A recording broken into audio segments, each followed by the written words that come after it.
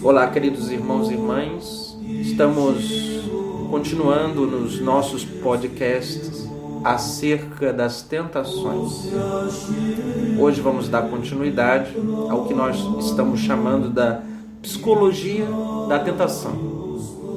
No último podcast nós falávamos sobre a insinuação do demônio e hoje falaremos sobre a resposta da alma. O diabo é esse espírito invisível que age no nosso imaginário, a faculdade sensível de nosso cérebro. E é ali onde recolhemos tudo que recebemos dos sentidos. É ali que o demônio irá tentar nos enganar, mover aquelas imagens para a perdição da própria alma e nos confundir. Portanto, a tentação ela é uma intervenção externa do espírito tentador.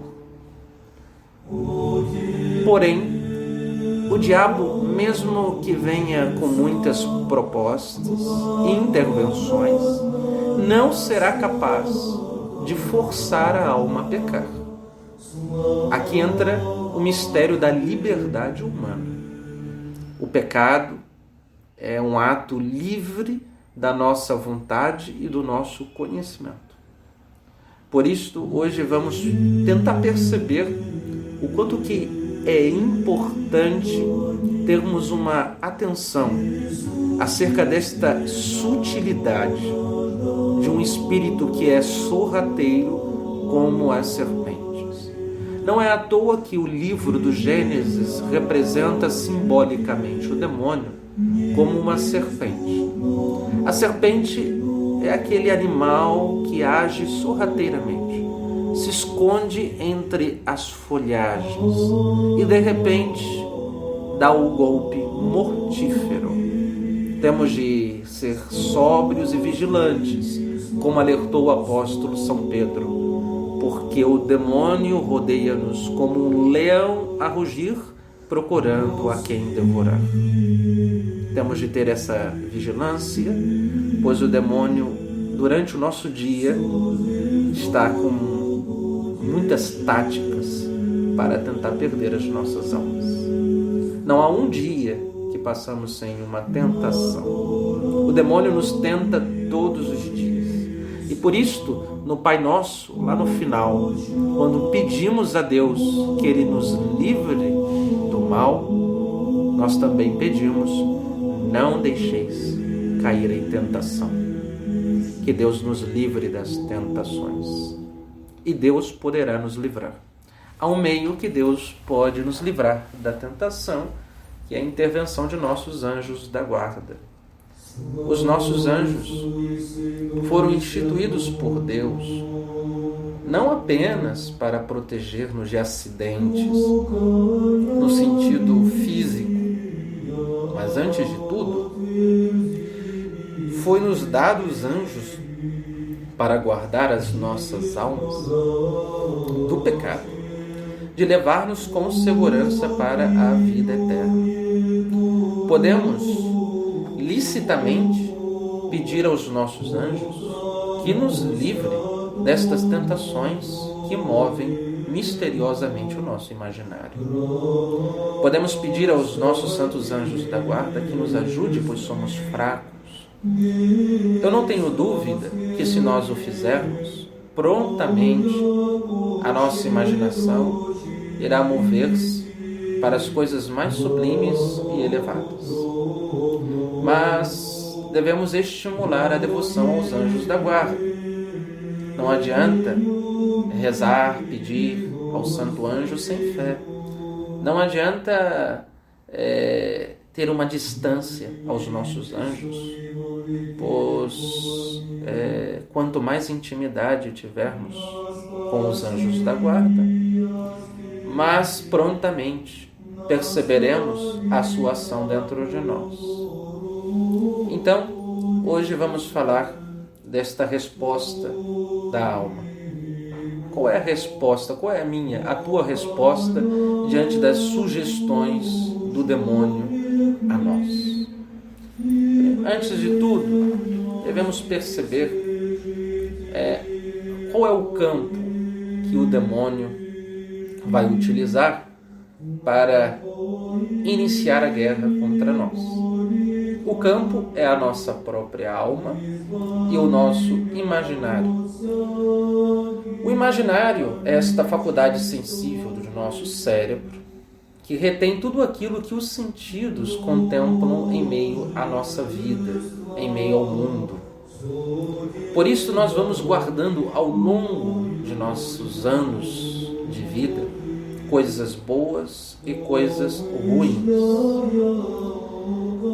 Dentre estas coisas, o demônio irá utilizar-se aquelas que ele mesmo tem conhecimento, das que fomos infiéis a Deus ou ao próximo. E ele, como um acusador, tentará nos desesperar, tentará nos desacreditar de Deus, da sua misericórdia e da santidade. O demônio quer fazer-nos crer que o nosso passado é terrível demais para que Deus nos perdoe. Não tem mais jeito. Você é um pecador. Você sempre foi assim. E você não vai conseguir mudar.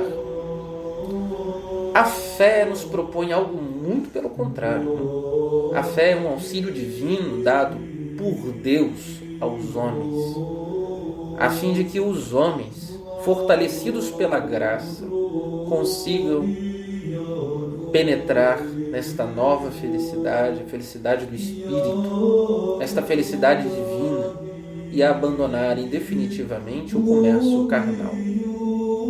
Ora, aqui entra a importância que devemos dar à meditação.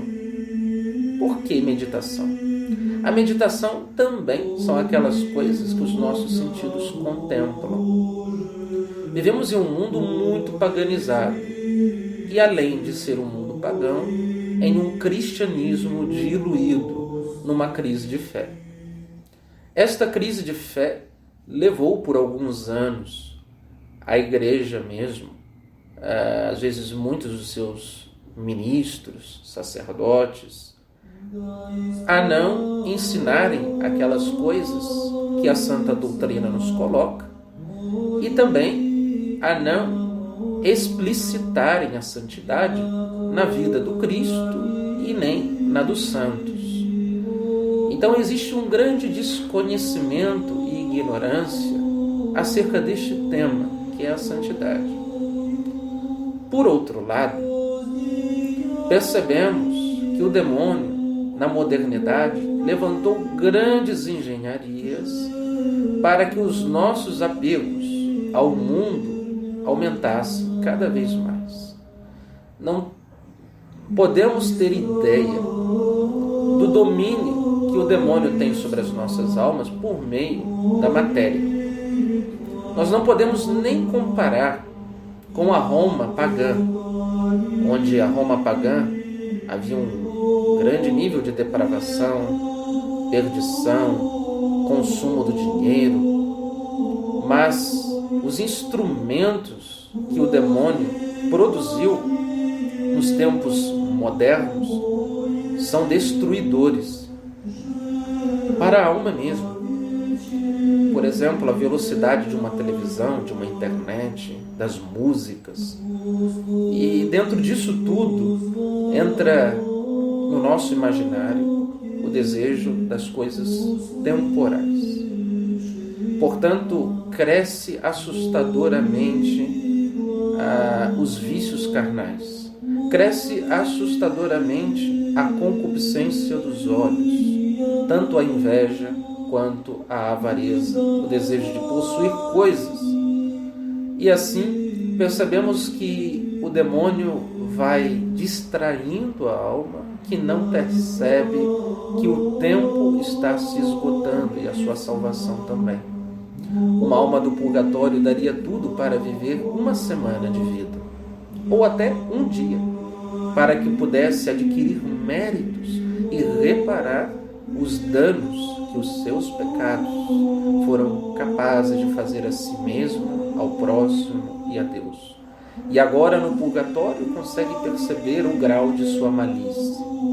O pecado que o demônio nos sugere cega-nos, faz com que as nossas consciências sejam como uma faca cega, que não corta nada, não é capaz de cortar o mal. E assim, uma cegueira em trevas, onde a nossa inteligência é envolvida, nós deixamos aquele caminho que Cristo nos apontou, iluminado pela luz divina da fé. Por isso, a luz da fé deve voltar a brilhar neste lugar de escuridão que se tornou a nossa consciência depois do pecado original. Devemos ir à luz. A luz não foi feita para colocar debaixo da mesa, mas acima. É preciso colocar a fé para iluminar a nossa consciência, a casa toda, a alma inteira. E quando a fé ilumina a inteligência, conseguimos perceber o tanto de desordens que os nossos corações puseram à nossa casa, à nossa alma, aonde deveria ser o templo de Deus. Por isto, a meditação fará com que guardemos na nossa memória a vida dos santos, a vida de Cristo, homens e mulheres que desprezaram o mundo por causa da glória de Deus. Enquanto o demônio prova-nos e tenta-nos com a proposta de que abandonemos a Deus por causa do mundo. E qual será a resposta da alma? A resposta da alma se dará pelo bem que ela percebe. Se a alma não tem muita meditação, se a alma ignora, se ela não tem consciência do que é a vida da graça, muito provavelmente ela abandonará a graça sem perceber o que está abandonando.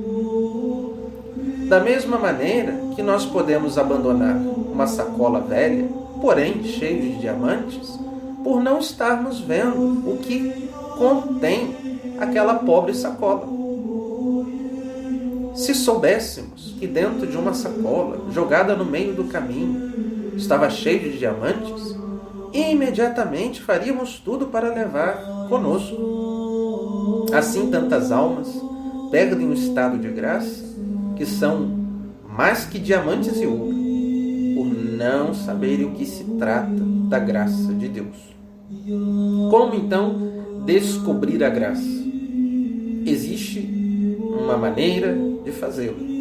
Esta maneira é o conhecimento que nos é transmitido pela fé, a revelação.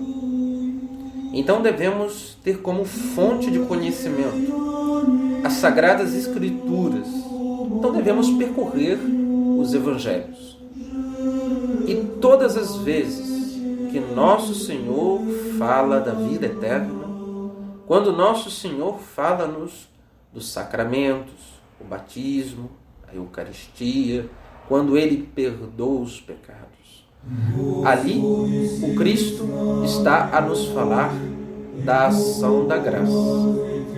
Também não podemos desprezar as cartas do apóstolo São Paulo, principalmente.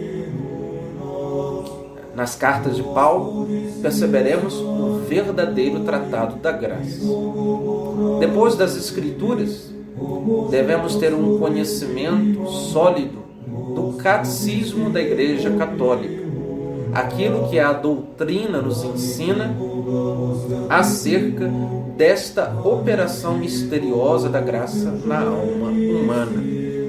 A Igreja, como uma mãe, aquela que escutou do próprio Cristo e iluminada pela força do Espírito Santo, ensina-nos com propriedade esta operação que ela mesma experimenta na vida dos sacramentos. Então, devemos ter os ouvidos atentos ao magistério, aquilo que o magistério nos ensina sobre a operação da graça. O que é a graça habitual, o que é a graça santificante, a graça atual. E assim, podermos compreender a pedagogia de Deus e a sua forma operante na alma. Depois, a mais louvável, aquela que deveríamos fazer em primeiro lugar: ler a vida dos santos. Se tivéssemos uma hierarquia, poderíamos separar assim: ler a vida dos santos em primeiro lugar, o catecismo em segundo lugar e as escrituras em terceiro lugar.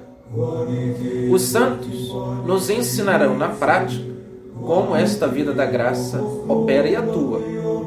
O catecismo, os critérios pedagógicos para entendermos esta operação, e o Evangelho, a contemplação da própria graça em Deus, que se revela a nós. Por isto, de acordo com este conhecimento que vamos adquirindo, podemos perceber que o demônio quer nos enganar, que não é apenas um fruto que estamos deixando para trás saboroso, mas, na verdade, nós estamos deixando para trás um fruto envenenado. São Paulo vai alertar que o demônio ele se traveste em anjo da luz para confundir os eleitos. O demônio se traveste. Ele assume uma forma falsa para enganar. Então, o primeiro passo que a alma deve compreender é que deve ter um conhecimento prévio acerca do bem, daquilo que de fato dispõe a alma a Deus. A graça, o valor da graça, o que é a graça, o que seria uma vida em estado de graça. E isto nós só saberemos pela hagiografia, a vida dos santos. Em segundo lugar, a alma não pode dialogar com o demônio, como fez Eva. Eva caiu por dialogar, por escutar, por mover o seu imaginário na direção em que o demônio lhe propunha. E assim, pela fantasia, Eva se distancia da realidade. O pecado tem algo de fantasioso, e essa fantasia tem por base a mentira e o erro. E assim, caímos por acreditarmos numa loucura, numa proposta ideal que arrancará de nós aquela felicidade prometida por Deus. Então, nós percebemos na vida dos santos que quando vinha uma tentação sobre eles, eles nunca dialogavam com o demônio. Nesta guerra, quem vence são os humildes. A soberba já é uma reação satânica na alma. Temos de ser humildes o suficiente para entendermos que não podemos crer nas nossas próprias virtudes, pois são poucas e frágeis. Até mesmo os santos, que tinham virtudes infusas, dadas por Deus, eram humildes para correr e fugir e não dialogar. Certa vez, São Francisco de Assis havia sido tentado na sua pureza. Ele, sem pensar duas vezes, saiu correndo e se jogou em cima de um espinheiro. São Bento se jogou em cima da neve. São Bernardo de Claraval se jogou dentro de um lago congelado. Sem pensar muito, correram e o fizeram desta forma. Pois a alma nunca deve demorar-se na tentação, para não vir a consentir naqueles pensamentos maliciosos do diabo. Certa vez, conta a história de Santo Tomás de Aquino. Sua mãe queria fazer o seu filho perder-se na castidade, pois ele queria tornar-se dominicano. E no tempo de São Tomás, os dominicanos eram frades muito pobres, chamados mendicantes. E sua mãe A família de Aquino era uma família de grande reputação e não queria ver o seu filho alistado no meio de homens tão miseráveis. Portanto, a mãe de Santo Tomás trancou dentro do castelo da família Aquino e lá naquele quarto onde São Tomás comia uma vez ao dia. De repente, sua mãe e seu irmão contrataram a melhor prostituta da cidade, a fim de perder a pureza daquele jovem rapaz. Quando aquela belíssima mulher entrou dentro do quarto, havia uma lareira esquentando à noite pelo frio. Santo Tomás pega uma das tochas, corre em direção a elas e diz para a mulher: ou você fuja daqui ou te matarei. Juro que entre você a minha pureza, eu escolho a minha pureza. E São Tomás, em direção a ela com a tocha de fogo, aquela mulher corre do quarto a gritos e berros. E assim, São Tomás se ajoelha diante de Deus, do crucifixo, e pede a Nosso Senhor a fortaleza. E Deus envia 2 anjos do céu, aonde colocam um cinturão de ouro nos rins de Santo Tomás, dizendo a ele que nunca mais ele seria tentado na castidade e na pureza, como assim o aconteceu. Portanto, após vencermos uma tentação, não tenham dúvida de que os santos anjos trarão para nós o cálice de fortalecimento, trarão para nós consolações do céu. E perceberemos isto, teremos uma força ainda maior. Esta força não vem de nós, essa força não vem de nossas almas. São os santos anjos que trazem de Deus uma graça especialíssima, um prêmio para aqueles que lutaram ao lado de Cristo e venceram ao demônio. Por isso, devemos sim resistir às tentações, resistir à proposta do demônio e não dialogar com elas. Este é o primeiro segredo. Depois, devemos, queridos irmãos, perceber bem que o diabo voltará outras vezes. Ele não vai desistir de nós, pois ele é soberbo e quanto mais o vencermos, mais companheiros das trevas arranjará para colocar-nos em uma outra emboscada. Mas não fiquem com medo, porque os nossos santos anjos são mais sábios do que todo o inferno juntos. Estamos sendo cuidados por Deus o tempo inteiro. O que temos de ser é prudentes. Por isto, devemos evitar as ocasiões que nos levarão ao pecado. Devemos evitar o celular à noite, às vezes deitados na cama. Devemos evitar ficar abrindo a geladeira e namorando as coisas que lá dentro se encontram. Devemos evitar a proximidade excessiva com mulheres, no caso os homens, né? E no caso das mulheres com os homens, a proximidade excessiva.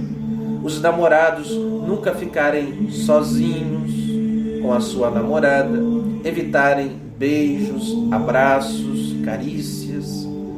Portanto, se nós evitarmos as ocasiões de pecado, ficará mais fácil não ceder às propostas do demônio no nosso imaginário, na nossa passionalidade.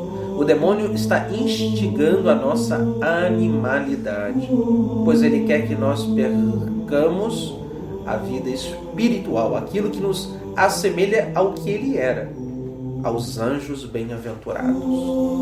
Por isso, a forma do demônio aproximar-nos do que ele é agora é transformar seres espirituais em animais que rastejam.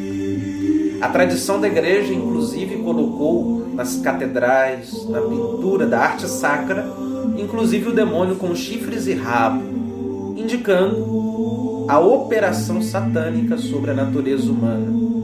O demônio é aquele que quer transformar-nos em seres bestiais, em seres que rastejam a irracionalidade. Porque o ato desses anjos no paraíso foi um ato de irracionalidade.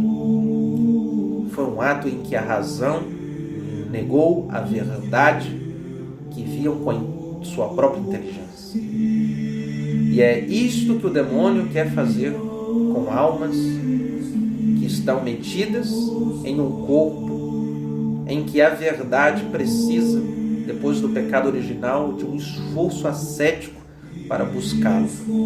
E como a nossa vontade tende ao prazer, logo desanimamos para sermos honestos, puros, pobres, desapegados às coisas da vida, e logo nos apegamos aos deleites que estas mesmas coisas nos oferecem, e os deleites ao ponto que dominam de tal maneira o coração que venhamos corromper a nossa inteligência, a fim de manipular todas as coisas pela mentira, e esta mentira com uma capa de verdade. Por isso, queridos irmãos, neste podcast, possamos dar uma resposta a Satanás. E qual é esta resposta? A resposta é a fuga imediata e pronta às tentações do demônio. Depois, devemos sempre trazer no nosso imaginário aqueles exemplos santos que aprendemos na vida dos santos, na vida de Cristo, e assim imitar estes homens e mulheres que são mais maduros do que nós na vida da graça. Por fim, não há coisa melhor para vencer a tentação que a jaculatória, aquela oração breve que fazemos. Uma Ave Maria, ou Jesus, socorra-me. Jesus, manso e humilde de coração, fazei-me nosso coração semelhante ao vosso. Doce coração da Virgem Maria, seja a nossa salvação. Ó Maria, concebida sem pecado, rogai por nós que recorremos a vós. Santo anjo do Senhor, meu zeloso guardador, e tantas jaculatórias, seja aquelas que nós aprendemos pela tradição da igreja, ou seja qualquer jaculatória que venha na sua cabeça. Invoque aos santos anjos da guarda, o seu santo de devoção. Santa Teresinha do Menino Jesus, dai-me amor pela pureza. Peça ao seu santo de devoção. E eles também irão interceder a Deus para livrá-lo do demônio. Devemos rezar na hora que estivermos sendo tentados. Rezar e agir. Agir como? Você está vendo que aquela ação acabará mal. Então comece a mudar de atitude imediatamente. Não permita prosseguir, pois, neste caso, a queda será certa. Que Nossa Senhora, a sede da esperança, possa nos ajudar a esperar os bens eternos e desprezar os temporários.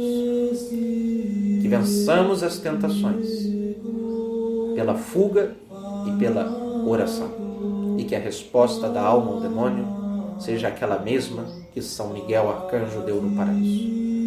Quem como Deus? Ninguém como Deus.